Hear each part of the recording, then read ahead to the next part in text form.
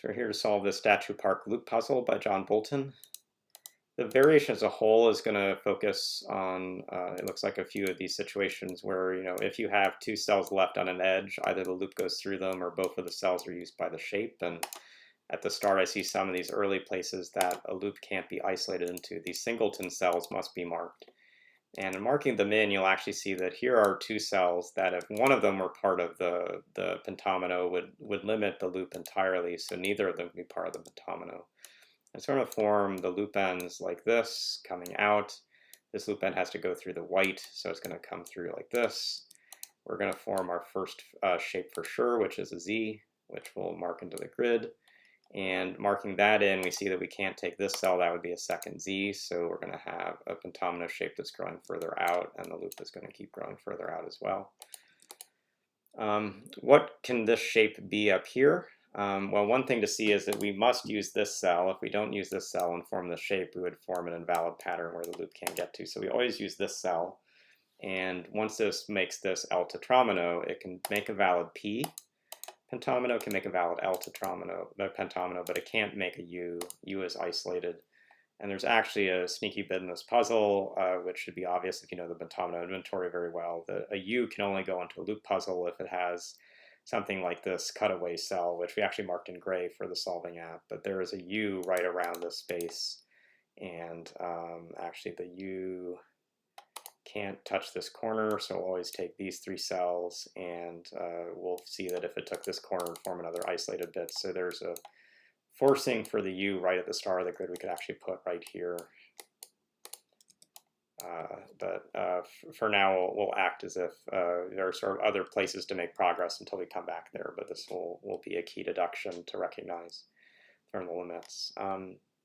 In this lower right corner, we again have like two magic cell wide gap. This looks very good for a loop. If we took one of these for the pentomino and left one behind, we'd have an issue. And so marking these in as part of the loop, and then even seeing that a cell like this can't be taken, marking these in the loop, we get another situation like we had before where we have a P or an L shape. And so one of the key observations in this grid is that you have two positions that, while you don't know the pentomino that's in them for sure, you effectively know that it's a P or an L, and so we can cancel other shapes around those. In particular, this can't be a P shape, so this cell is always left unused.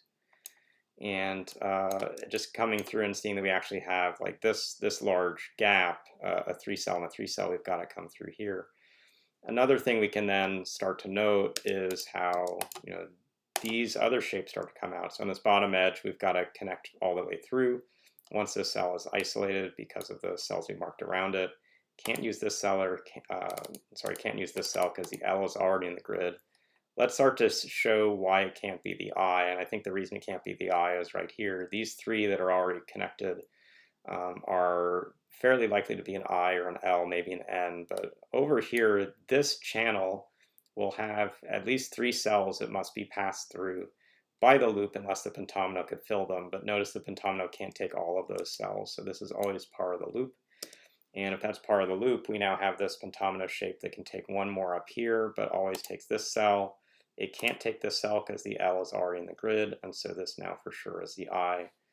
And with that being the I, this isn't the I, this is a Y down here on the edge. So we can mark these putative shapes into the grid and mark them out of the inventory to just get some progress. We're going to go back to loop mode for a bit and just start to mark some forced corners and forced places the loop's going to have to go. We've got some of these marked in, which will help us. We actually have this connection, which we can now make. One thing I'm seeing that's key is actually this upper right corner. So look at these 2 cells in red. They're the only 2 cells that are still possible to be in white that can connect into this space. And those cells must always be part of the loop so that you can't fill all of this space with a pentomino. It's too large. And so we actually know for sure that the loop comes up this channel, and the loop is going to have one end that comes in or out this channel. But that observation is going to help us, in part because we now will know for sure that whatever this pentomino is in red it's not touching this upper border in any way. If it did, it would now be isolating this loop end. This loop end has to come in and reach to this corner. It's got to be able to reach to this cell too. So we have a whole set of these cells that must be part of the loop just to keep connectivity from this cell through the rest. And that now also gives us a key limitation on this shape down here. And the reason is that we're about to form, if we put in this loop connection, we would need to still keep these two cells separated. And I think the deduction you'll want to see is that in any loop puzzle, and this is true for Yagellon in particular, you don't want to form a three-way junction. And notice that if we mark this cell here as part of a pentomino shape, you now have basically forced the loop to come up this edge, which continues going up, but you also need the loop to be going across and separating these two shapes.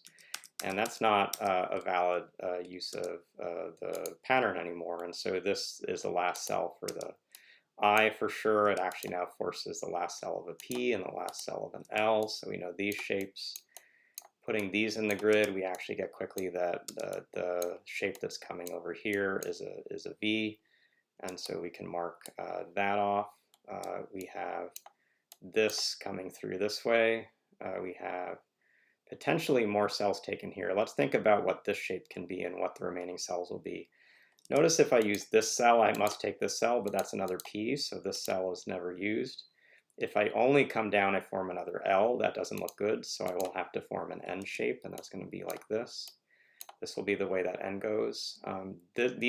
Whatever this red pentomino is can't reach all the way over to this left cell, so this has to be part of the loop. That means these are part of the pentomino.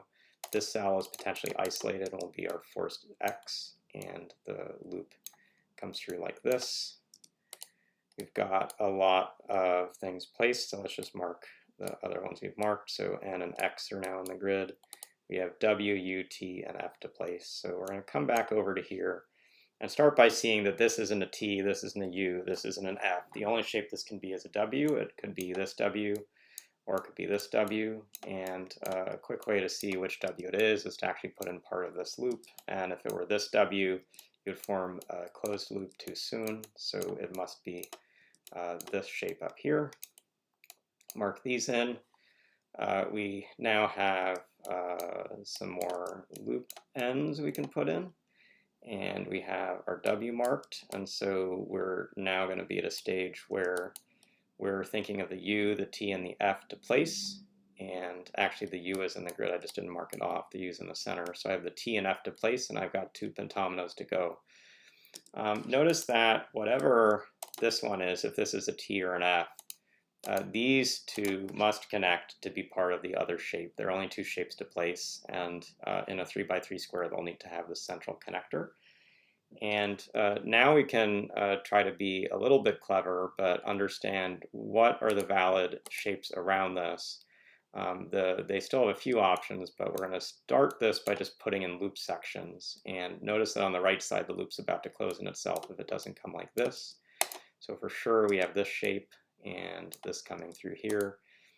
This could be a T, that looks fine, but if it's an F, it's going to isolate a cell. So it is forced to be a T. This is now going to have to be an F over here, but let's first resolve the Y. If the Y takes this cell, it isolates something, so it does not take that cell. It comes over like this. It comes over like this. This F is not going to be able to reach all the way over to the right side of the grid. If it did reach all the way to here, it would isolate a loop end. And so we can mark that all of this in the grid is part of the loop. If that helps us in any way, I'm not sure it necessarily does, but we now need to find a 3x3 box for where the shape goes, and whatever 3x3 box it takes, this has to be part of the shape. Otherwise, we're not going to be able to put enough into the grid. We have, it looks like, two options for the F. Looks like this is valid and this is valid, so let's start by just marking some of the cells and see if we can figure out the rest. We do need to get a valid packing for the full loop, and I think that's probably going to be the key constraint. So if I take these cells, I get this to come up, but now the loop is closed on itself. And so to keep the loop from closing on itself, we take this version, which is the other option for the F. which looks fine. We need to keep these ends open, and this is the big loop, so these come across, and these come in, and that finishes the grid. So we finished this hard puzzle from John. It had some tricky observations. I think this PL pair was one of the key ones. How the loop works into this upper right corner was another one, as well as just sneaking this U pentomino in.